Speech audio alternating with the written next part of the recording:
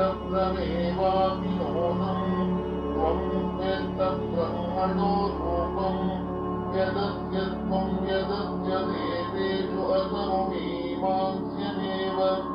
ते मन्ये विदितम्।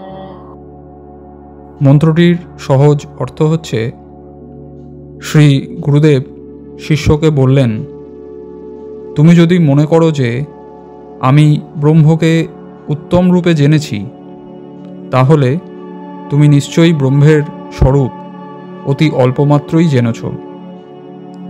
ব্রহ্মের যে ভূত, ভৌতিক, আধ্যাত্মিক এবং দেবতাদের মধ্যে যে আধিদৈবিক ক্ষুদ্র রূপ আছে, তুমি তাই মাত্র জেনেছ।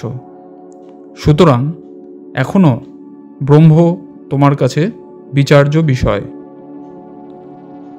আচার্যের মুখে এই কথা শুনে শিষ্য নির্জনে বসে একান্ত সমাহিত চিত্তে বিচার করে বললেন, আমার মনে হয় ব্রহ্ম আমার কাছে বিদিত হয়েছেন।